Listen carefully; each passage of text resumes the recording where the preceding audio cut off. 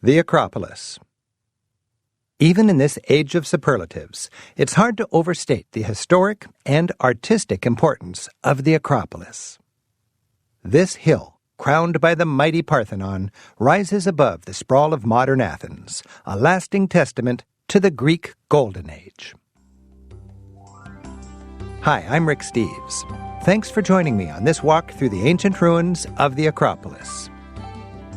The star attraction is the Parthenon, the greatest Greek temple, and some would even argue the most influential building in history.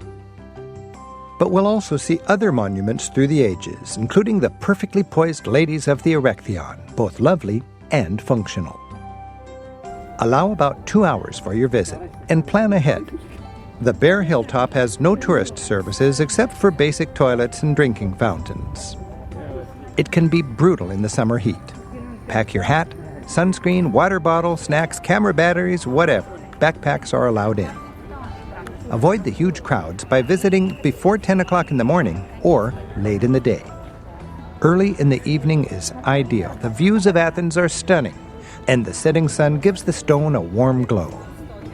Now, let's start that climb as we walk through 3,000 years of history at the Acropolis. Now, let's go to the Acropolis. Lisa, get us started. Thanks, Rick.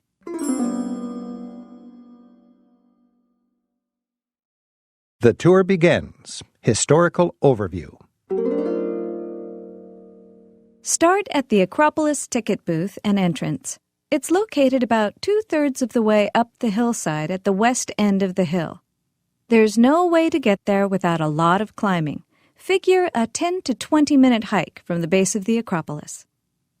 Before entering the Acropolis site, check out the huge craggy boulder near the ticket entrance. That's Mars Hill. In the 1st century A.D., the Christian apostle Paul climbed that rock and preached to a skeptical crowd of Athenians. Now let's enter the Acropolis. Here, Lisa, let me dab on just a little more sunscreen. I'm just fine, thank you. Show your ticket and enter the site. Start climbing the one-way paths that switch back up the hill. Our first stop is a viewpoint overlooking the Odeon of Herodes Atticus, an ancient amphitheater built into the hillside below the Acropolis. As you hike to the Odeon viewpoint, let Rick give you a little historical context so your Acropolis sightseeing will make more sense. You're climbing the same paths followed by humans since the beginning of recorded time. The Acropolis, or High City, has been the heart of Athens since the Neolithic era, around 7000 BC. This sheer plateau was a natural fortress, faced with 100-foot cliffs and fed by permanent springs. When the Mycenaeans ruled the area, around 1400 BC, they built their palace here. By 800 BC, the Athenians were already erecting temples to their gods, especially to Athena, the patron of the city, here on this historic hilltop. But everything changed in 480 BC when Persia invaded Greece. The Athenians evacuated the city. The Persians swept in and burned all the temples atop the Acropolis to the ground. Eventually, the Persians were driven out of Greece, and Athens emerged from the war stronger and richer than ever. By 450 BC, Athens was at the peak of its power. It began a 50-year period of prosperity and enlightenment called the Golden Age. But in the city center, the Acropolis still lay empty, a vast blank canvas. Athens' far-sighted leader, Pericles, funneled the city's wealth into a massive program to rebuild the Acropolis. Over the course of the next 2 generations, the Athenians transformed the Acropolis into a complex of ornate and supersized temples. Directing the project was the visionary architect and sculptor Phidias. The 4 major monuments we'll see, the Parthenon, Erechtheion, Propylaea, and Temple of Athena Nike, were built as a coherent ensemble. They remain a snapshot of Greece's golden age set in stone.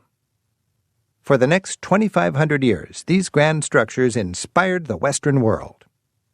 As each civilization conquered Athens, the Macedonians, the Romans, the Turks, and I guess you could say even the tourists, they added their own layers of history to the Acropolis. We'll see examples of these. One of the finest examples is just ahead, a theater built in Roman times. Lisa. Before you reach the summit, peel off to the right and catch your breath, looking down at a breathtaking ruin. You have a bird's-eye view of the amphitheater known as the Odeon of Herodes Atticus.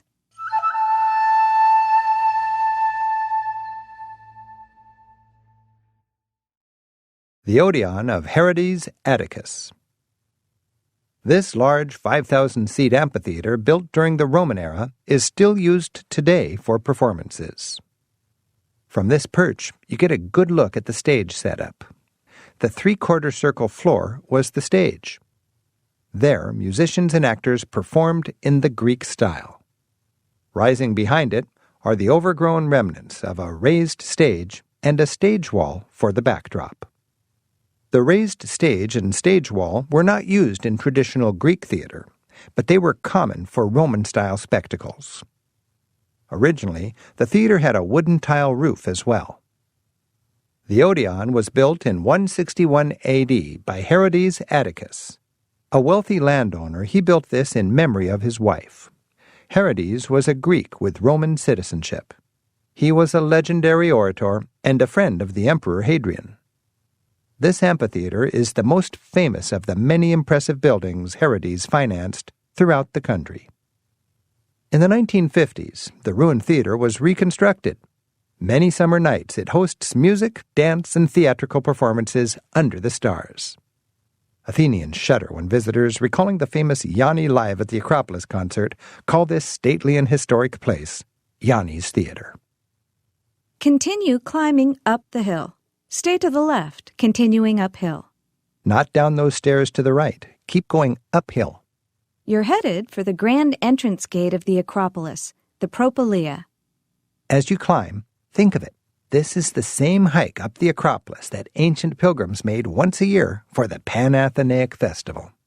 Eventually, you'll reach the base of a grand and very steep marble staircase. Stand at the base of this staircase and take it all in. Stand out of the tourist flow if possible. This was the ancient Acropolis's main entrance, the Propylaea. Several buildings and monuments surround this steep staircase, so pause here a few minutes and let Rick describe them.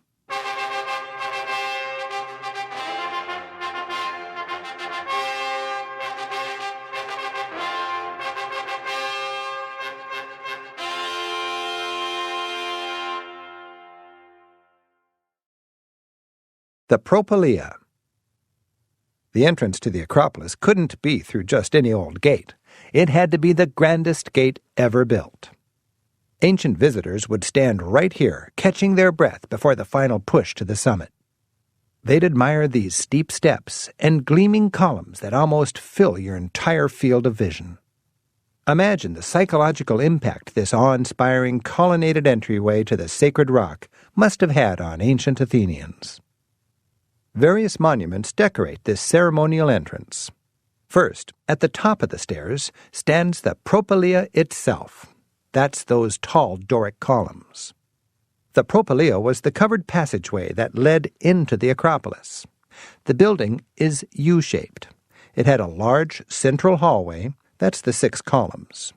It's flanked by side wings that seem to reach out, embracing and welcoming the visitor. The left wing of the Propylaea was the Pinacotheca, or painting gallery. In ancient times, this space contained artwork and housed visiting VIPs. Originally, the entire Propylaea was painted bright colors and decorated with statues. Remember, the main buildings of the Acropolis were all built within about 50 years and were intended to complement each other. The Propylaea was meant to look like a mini Parthenon. It had Doric columns and was originally topped by a triangular pediment. In other words, the Propylaea welcomed the visitor with an appropriately grand first taste of the Acropolis they were about to enter. Before we climb those stairs, turn your attention to some of the other structures around the staircase. To the right of the Propylaea, look up high atop the block wall to find the Temple of Athena Nike.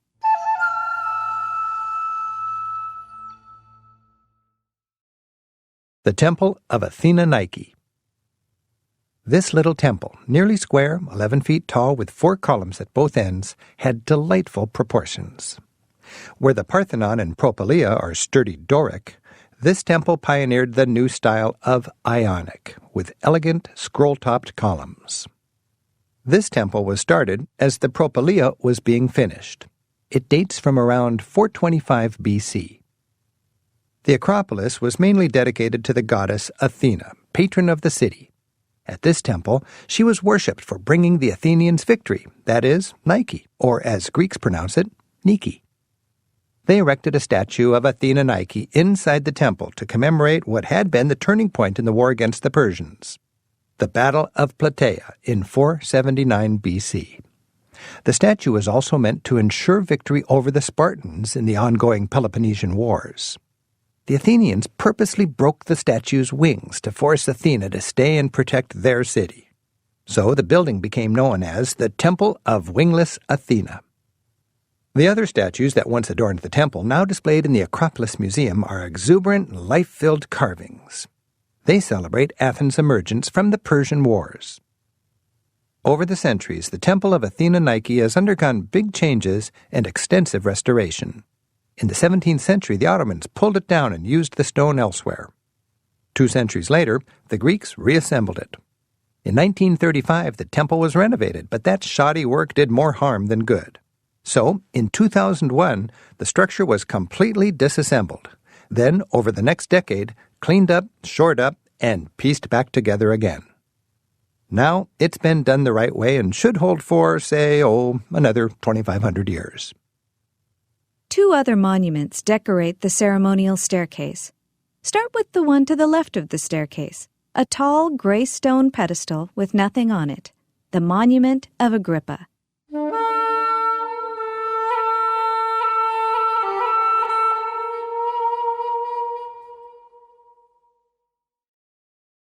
The Monument of Agrippa. The pedestal, even without anything on it, reaches as high up as the Temple of Athena Nike. It's 25 feet high, made of gray marble with yellow veins. Several different statues have graced this prime location. Originally, it held a bronze statue of a 4-horse chariot. The driver was Olympic champion of the race at the games held in 178 BC. Over the centuries, this pedestal has supported many egos. Each ruler of Athens wanted to put his mark on the mighty Acropolis. When Rome occupied the city, Mark Antony placed a statue of himself and his girlfriend, Cleopatra, atop this pedestal. After defeating Antony and Cleopatra, the Roman general Agrippa, the son-in-law of Augustus, replaced that statue with a statue of himself. One final monument is behind you. Turn around and look downhill. Find the doorway known as the Boulay Gate. The Romans built this ceremonial entrance out of the rubble of destroyed buildings from the barbarian Herulian invasion of 267 A.D. The gate's French name, Boulay, comes from the archaeologist who discovered it in 1852. During Roman times, this gate was the official entrance to the Acropolis, making the Propylaea entry even grander. Now let's start climbing the steps, or use today's switchback ramps for tourists. Climb the stairs and pass through the Propylaea. While you walk, let Rick describe what the ancients would have experienced. Passing through the Propylaea. Imagine climbing these steps as part of the grand parade of the Pan-Athenaic Festival. It was held every year to celebrate the birth of the city. The procession started almost a mile from here at Athens City Gate. It passed through the Agora before cheering crowds in makeshift bleachers. Then they climbed up the slope, past Mars Hill, winding their way up to the Propylaea. Think of it. There were musicians clanging cymbals, dancing girls, men on horseback, chariots, kids, oxen for sacrifice, all part of the grand parade. At the heart of the procession, maidens dressed in pleated robes shuffled along. They carried gifts for the gods, things like incense burners and jugs of wine and bowls to pour out offerings. Their main gift was a sacred robe, the peplus. This had been specially woven as a gift to Athena, who resided in her temple atop the Acropolis. How do I know what the parade looked like with such detail? Because we have a record of it, carved in stone. The parade was depicted in a 500-foot-long frieze of reliefs that surrounded the outside of the Parthenon. We'll see the scant remains of those in a moment. As you approach the top of the stairs, you enter into the Propylaea. In ancient times, there were 5 different doorways, one between each of the 6 columns. Today's tourist route takes you through the main central doorway. Once inside the Propylaea, you can see how it was a roofed passageway. The ceiling of marble tiles, now partially restored, was painted sky blue and studded with stars. Floral designs decorated other parts of the building. Notice that the interior columns are Ionic, and therefore a bit thinner than the Doric columns of the exterior. Also note the ruined fragments of columns lying on the ground. These enormous round pieces are called column drums. Greek columns were not usually made from a single piece of stone, but from sections, column drums, stacked on top of each other. Notice that some have square holes in the center. This was where iron pins once held the drums in place. The Propylaea and its nearby monuments are certainly impressive, but this was just the opening act for Athens' star attraction. You've reached the summit. Now, continue on and enter the Acropolis. Pass through the Propylaea. As you emerge out the other end, you're on top of the Acropolis. And there it is, the Parthenon. Wow, it's just like in the books. I'm really here. Stand here and survey the site while Rick gets you oriented.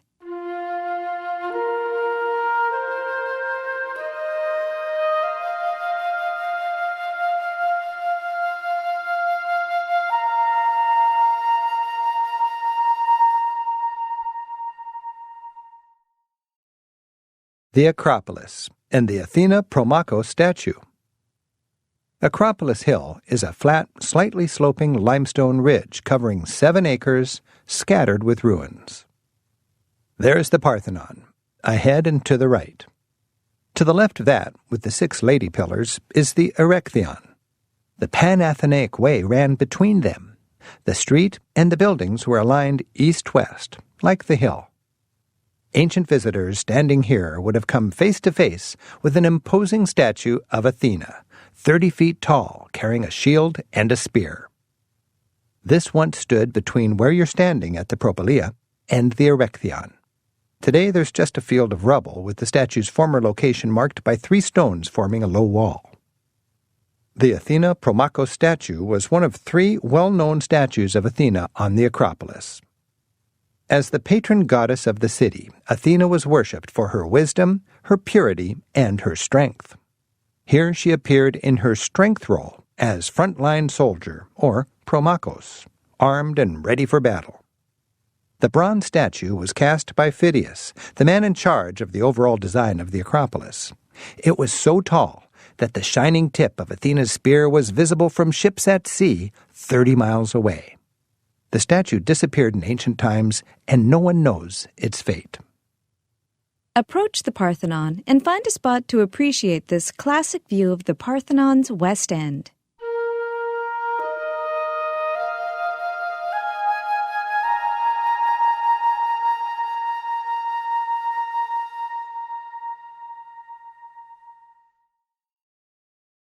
The Parthenon, the West End. The Parthenon is the hill's showstopper, the finest temple in the ancient world, standing on the highest point of the Acropolis, 490 feet above sea level. The Parthenon is now largely in ruins, partly from the ravages of time, but mostly from a freak accident in 1687. More on that later.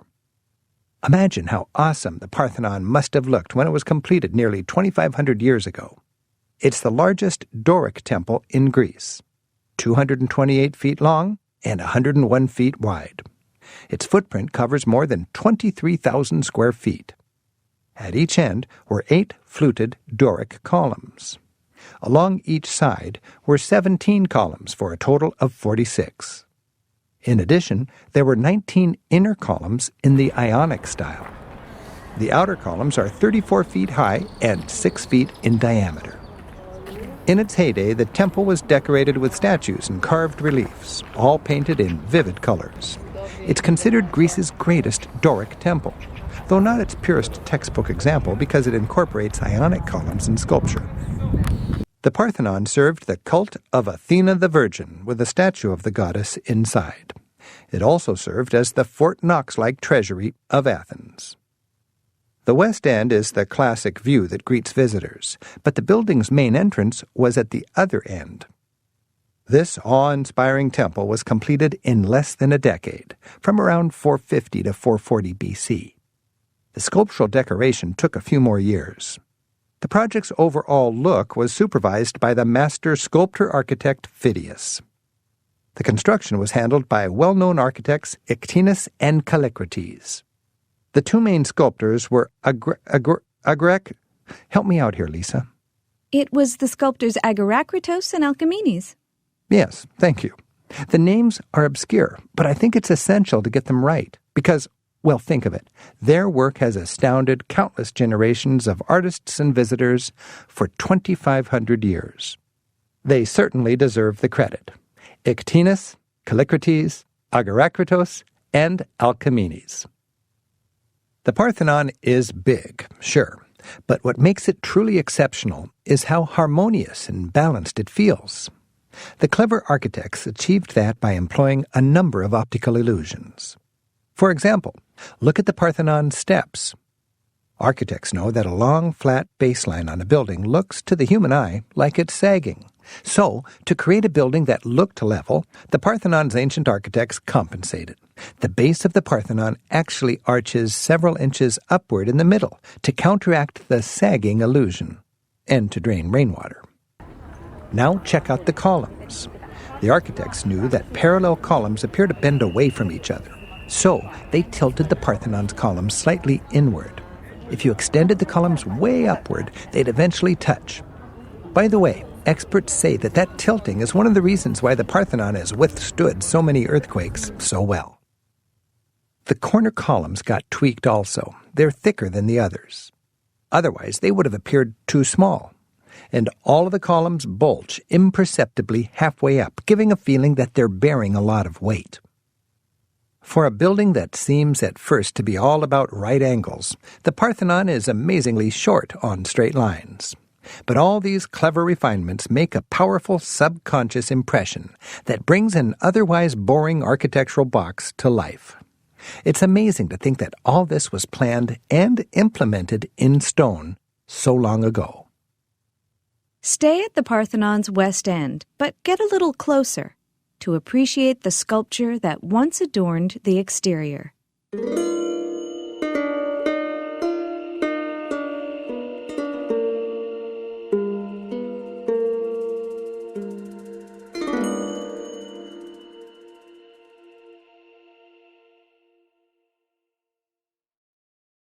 The Parthenon, the West End sculptures.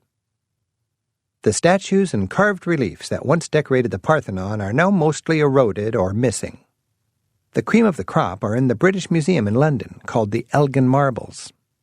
A few pieces are in the Athens Acropolis Museum, which you could visit later. Originally, the Parthenon sculptures were all painted in bright colors, and the building looked much livelier than the stately gray ruin of today. First, look up at the crossbeam atop the 8 columns. This was decorated with panels of relief carvings called metopes. They depicted Athenians battling Amazons, the legendary race of female warriors. Originally, the Parthenon had 92 Doric-style metopes in high relief, mostly designed by Phidias himself. The crossbeams once supported a triangular pediment, now gone. The pediment at the West End was filled in with statues of Athena and the other gods. It showed Athena with her olive tree competing with Poseidon and his trident to be Athens' patron god. More on that crucial event later. Today, just one statue remains, and it's a reconstruction. Take a few steps closer. Look between the 8 columns. Inside, there's another row of 8 columns supporting a covered entrance porch. Look up above the inner 8 columns. Decorating those crossbeams are more relief carvings. This was the frieze.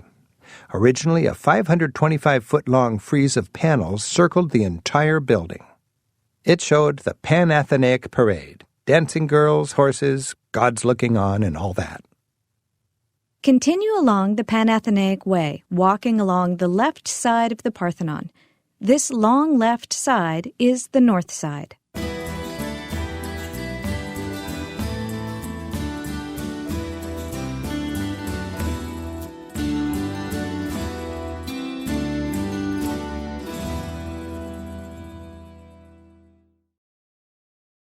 The Parthenon, the north side. This view of the Parthenon gives us a glimpse into how the temple was constructed and how it's being reconstructed today by archaeologists. Look between the columns. You can see remnants of the interior walls. These were built with thousands of rectangular blocks. The temple interior consisted of an entry hall and a cella. The cella was the inner sanctum, where Athena was worshipped. The roof was made of wooden beams, now long gone. The roof tiles were made of ultra-white, translucent marble from the island of Paros, so the interior actually glowed. Now concentrate on the columns that surround the Parthenon.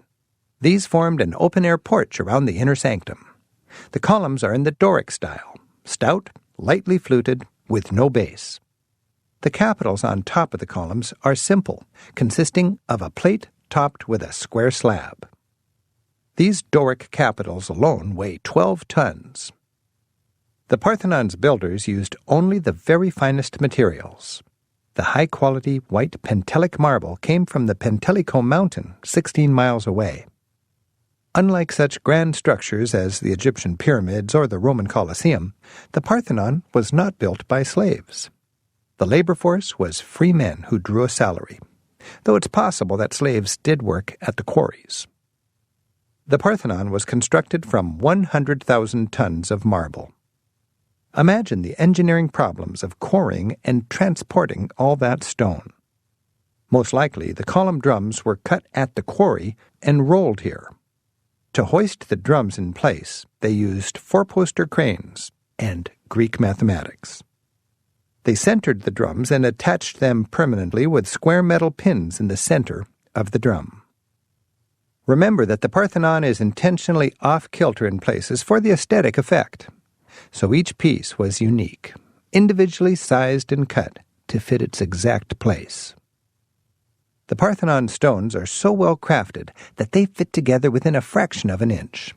The total cost to build the Parthenon, in today's money, has been estimated at over $1 billion. The modern cranes, scaffolding, and construction materials you see here are part of an ongoing renovation project. The challenge is to save what's left of the original Parthenon from the modern menaces of acid rain and pollution. They've already caused irreversible damage. The project is funded by Greece and the European Union. It began back in 1984, which means they've been at it more than twice as long as it took to actually build the Parthenon in the first place. First, they have to catalog every single stone of the Parthenon: blocks, drums, capitals, bits of rock, and so on. It's both pieces here on the Acropolis and pieces in museums scattered all around the world. Next, archaeologists hope to put it back together, like a giant 70,000-piece jigsaw puzzle. Whenever possible, the restorers use the original pieces. But you'll also see evidence of new marble used to replace damaged or missing marble. That's what those blocks of bright white new marble are lying on the ground, freshly cut from the same Pentelic quarries. You'll notice that many of the columns have lighter-colored patches where the restorers have added material. This looks like concrete or plaster, but it's actually new marble, cut to fit the exact hole. In time, the new white marble will age to the same creamy color as the rest of the Parthenon. When it's complete, the renovated Parthenon won't look like the pre-1687 undestroyed building, just a shored-up version of the ruin we see today. To get a clearer idea of the Parthenon in its heyday, see it from the original entrance. Continue up the Pan-Athenaic Way to the Parthenon's east end. You know, if you really want to see the Parthenon in its heyday, there's a full-scale replica that's been built and open to visitors. Guess where it is? Paris? No. London. Uh-uh. Vienna? Berlin? Nope, Nashville. Nashville, Tennessee. You're putting me on. I'm not. Seriously, Nashville. You learn something new Oh, give me a home full of Parthenon stone. Well, get along, little doggy, to the Parthenon's East End. When you reach there, find a place with a good view of the pediment over the door.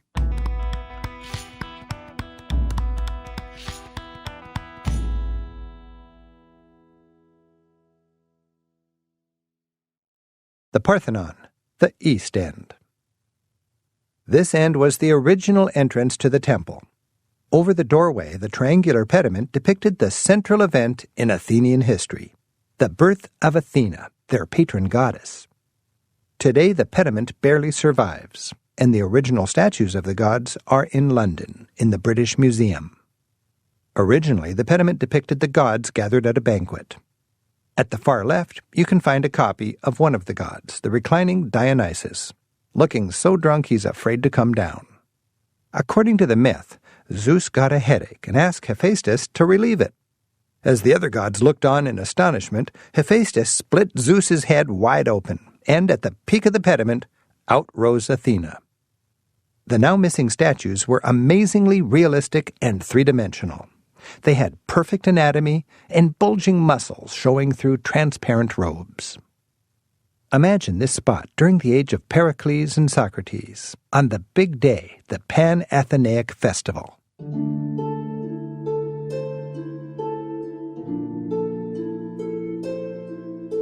The Parthenon is gleaming white, adorned with painted statues. It sits on a grassy field, which is what the top of the Acropolis once was. The parade approaches. They've traveled through the Agora, up the hill, and passed through the Propylaea. Now they gather at the entrance of the Parthenon. Musicians play flutes and tambourines. Girls dance, and men on horseback rein in their restless animals. On open-air altars, the priests offer a sacrifice to Athena, 100 oxen, the ultimate gift to the gods. Here at the Parthenon entrance, a select few were allowed to go inside. They proceed up the steps, entering through the majestic columns. First, they enter a foyer called the pronaos. Then they'd continue into the main hall, the cella. It's cavernous, 100 feet long, 60 feet wide, and 4 stories tall. At the far end of the room towers an enormous statue, 40 feet tall. It's of Athena Parthenos, or Athena the Virgin. She's dressed as a warrior, wearing a helmet with her shield resting at her side. The wooden core was plated with ivory to represent Athena's skin, and a ton of pure gold, 1/3 of an inch thick, formed her garments, or so say local guides.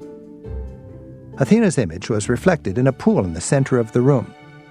The pool's humidity also helped preserve the ivory treasures.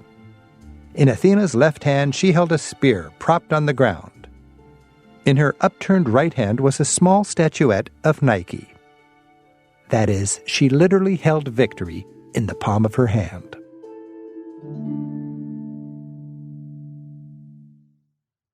The statue was the work of the master Phidias himself, sculpted around 440 BC.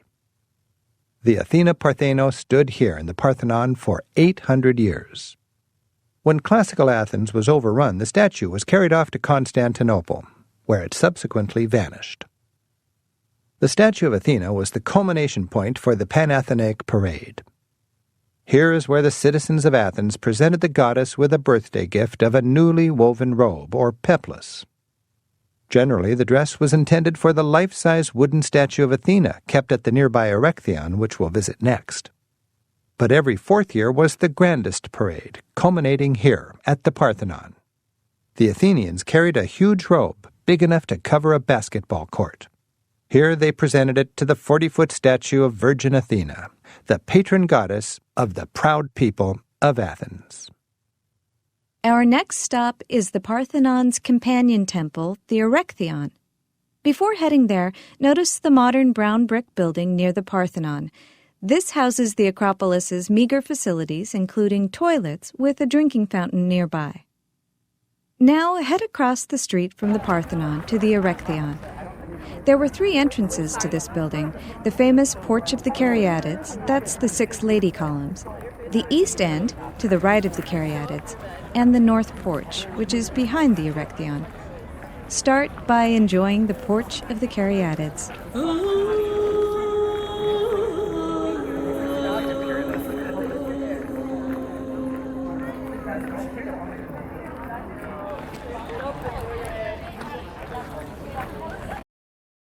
The Erechtheion, the Porch of the Caryatids.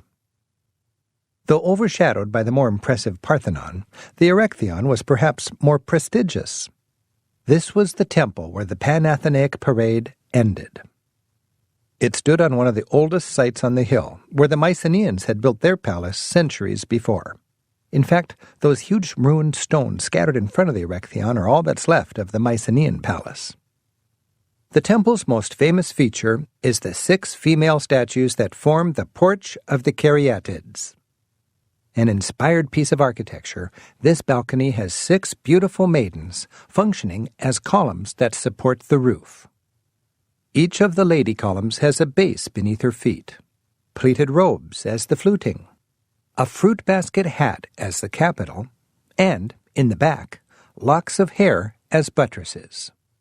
Both feminine and functional, they pose gracefully, exposing a hint of leg. The Caryatids were modeled on and named after the women of Caria, near Sparta, famous for their upright posture and noble character. These are faithful copies of the originals. 4 of the originals are on display in the Acropolis Museum right here in Athens. The others are in London and France. Time and the elements have ravaged these maidens. As recently as the 17th century, they had fragile arms holding baskets of flowers and jugs for ritual wine. And until the 1950s, before modern smog, their now worn-down faces had crisp noses and mouths. In a half-century of industrial-age pollution, these beautiful maidens experienced more destruction than in the previous 2,000 years. But their future looks brighter now that the originals have been brought indoors to be preserved for future generations. Near the porch, below and to the left, notice the olive tree. Greece has more than 100 million of these trees. Though this particular tree is not ancient, there's been an olive tree on this spot for thousands of years. It marks the sacred place where, according to legend, Athena first planted one. Olive trees have been called the gift of Athena to Athens. Let's view the Erechtheion from a different angle. Walk to the right, to the east end of the structure. It's marked by a row of 6 Ionic columns. Find a spot where you can look through the 6 columns and get a sense of what the temple was like inside.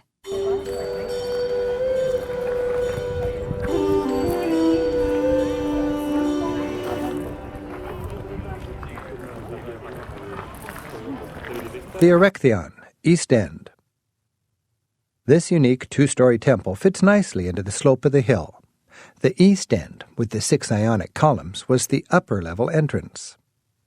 The lower entrance was on the north side, to your right 10 feet lower, where you can see 6 more Ionic columns. By the way, it's those columns that are the face of the Acropolis that Athenians see from below, from the Plaka. The Erechtheion was constructed around 410 B.C. The architect, Nesicles, was the same man who did the Propylaea. Whereas the Propylaea and the Parthenon are both sturdy Doric style, the Erechtheion is elegant Ionic. The columns are thinner, more deeply fluted, and topped with a scroll-like capital.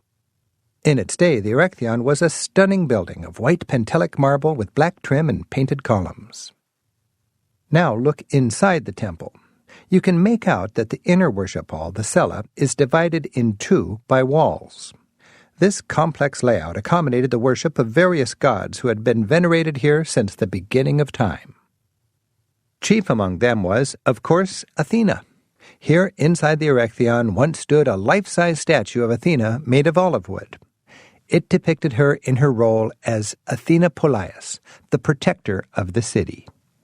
Dating from around 900 B.C., this statue was much older and more venerable than either of Phidias's colossal statues. It supposedly dropped from the sky as a gift from Athena herself. It was so revered that when the Persians invaded, Pericles himself took the statue for safekeeping as the Athenians evacuated their city.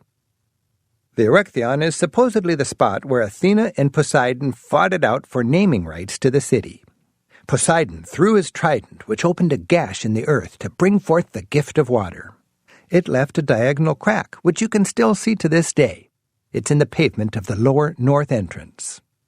Cynics maintain that lightning is a more likely culprit. Athena won the contest by stabbing a rock with her spear. This sprouted the blessed olive tree that stood near the porch of the Caryatids. The twin cellas of the Erechtheion allowed the worship of both gods, Athena and Poseidon. They're side by side to show that they were still friends. I guess that if Poseidon had bested Athena in the naming contest, we'd be in Poseidonia today instead of Athens. Yeah, and if Zeus won, it'd be Zeustralia. And if Hades won, it'd be hot as hell. Now start walking toward our next stop. It's the lookout point at the far east end of the Acropolis, marked by the large Greek flag. As you walk, you may notice the retaining wall along the Acropolis's north border. Part of this wall was built using column drums. These pieces of column are about all that remains of the old temple to Athena that preceded the Parthenon. That temple was destroyed in 480 BC when the Persians razed the entire Acropolis. As the Athenians rebuilt, they recycled these bits of column to preserve the bitter memory of that defeat. By the way, you may also notice along the north slope that there's a modern elevator. Built for the 2004 Olympics, this carries people with disabilities up to the Acropolis. Continue to the far end of the Acropolis. There you'll find an observation platform with a giant Greek flag.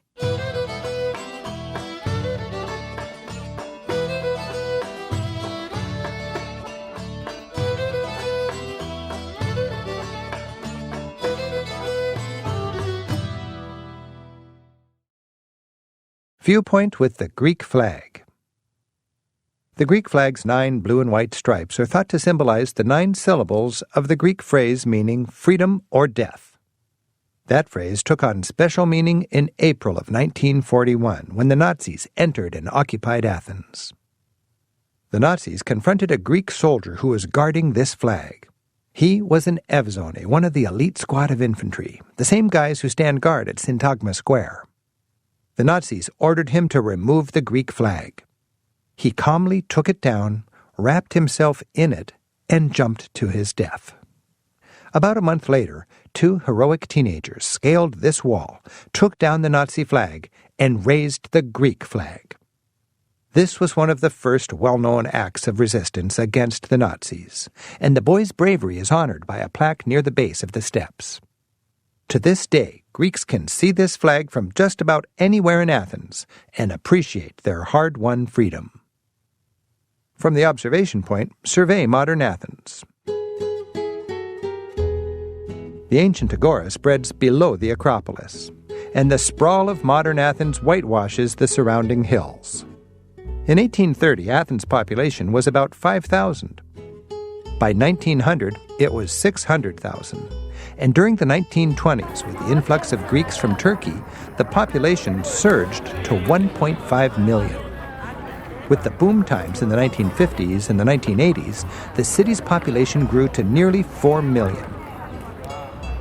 From this commanding perch, you're looking at the homes of 1 out of every 3 Greeks. Pan around from left to right. First, look down on the Plaka. On the left, find the ancient agora with the beautifully preserved Temple of Hephaestus. Next comes the Roman Forum, the 4 columns and palm trees.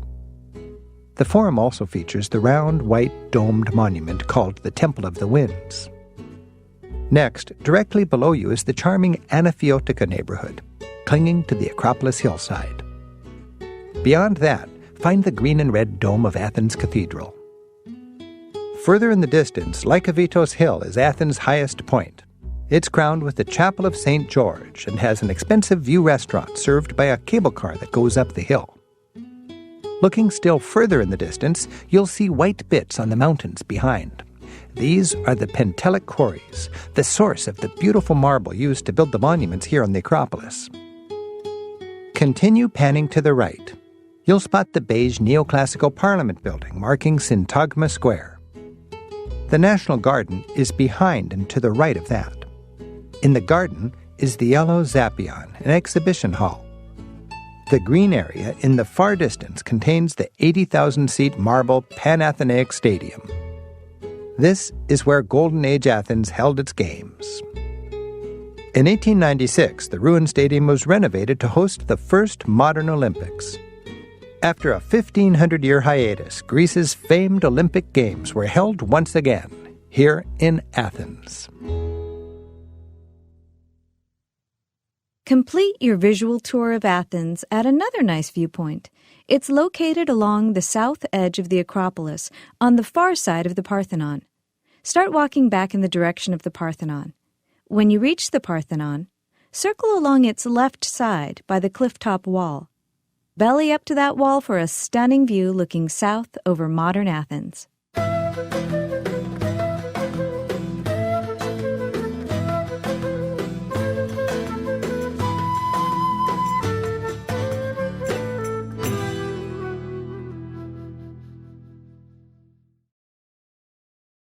View from the south side of the Acropolis.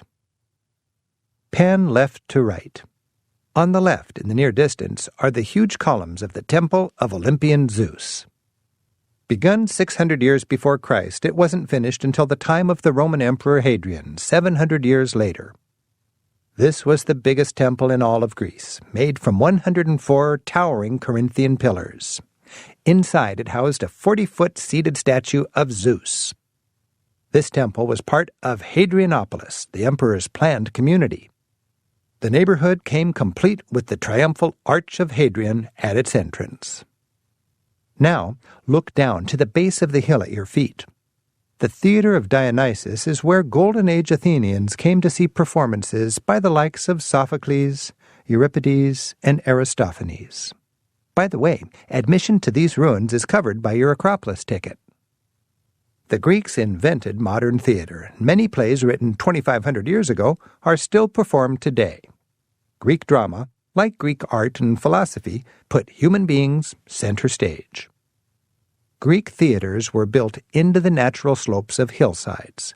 This gave the audience a glimpse of human emotions against the awesome backdrop of nature.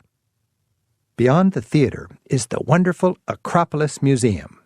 It houses many of the art treasures that once decorated the Acropolis. The black and gray modern glass building has 3 rectangular floors stacked at irregular angles atop each other. The top floor is angled to match the orientation of the building its collection honors, the Parthenon. Looking to the right, you see Philopappus Hill, the green tree-dotted hill. It's topped with an ancient monument to a popular Roman general. This hill is from where the Venetians launched the infamous mortar attack of 1687 that destroyed the Parthenon. More on that in a second. Farther in the distance, you get a glimpse of the turquoise water of the Aegean Sea. While the Persians were burning the Acropolis to the ground, the Athenians watched from their ships in the Aegean. Then they set out to defeat the Persians in the history-changing Battle of Salamis. Pan farther to the right. Hiding in the distance is the port of Piraeus. This is the main departure point today for boats to the islands. Complete your visit to the Acropolis by wandering wherever you'd like. Stroll among the ruins. Take in the views, the temples, and so much history. Ponder it all as Rick recounts the fate of the Acropolis over the years.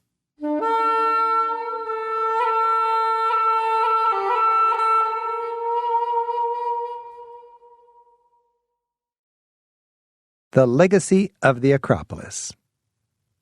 Since the beginning of time, the Acropolis has been the center of Athens. It reached its peak in the Golden Age around 450 BC, when the Parthenon, the Erechtheion, and the Propylaea were built as symbols of Athens' rise from destruction.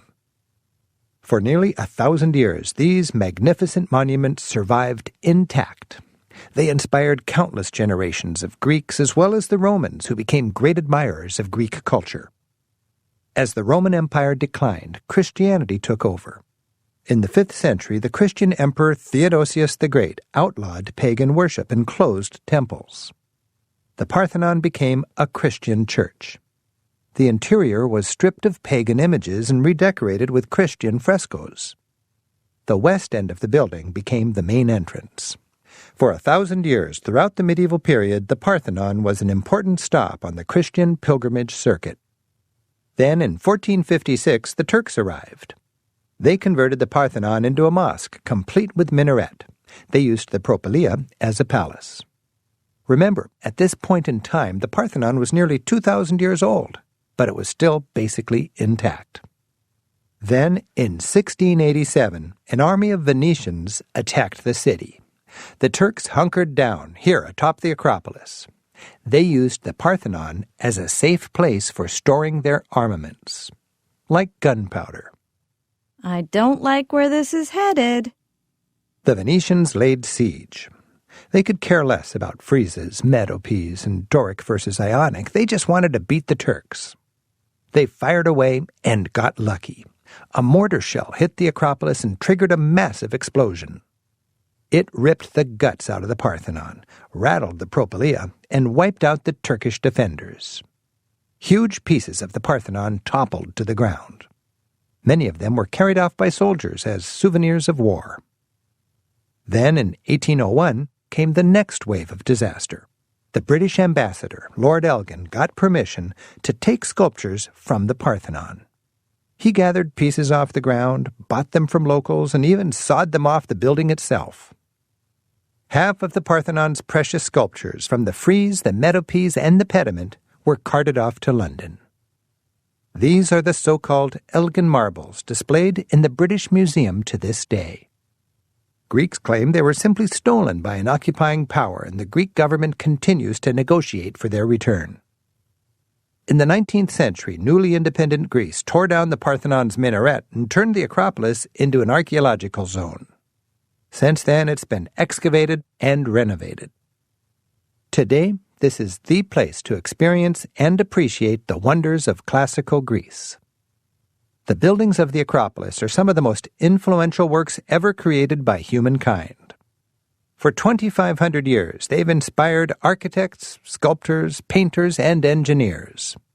Today, visitors from across the globe stand here and are awestruck by the wonders of the Acropolis.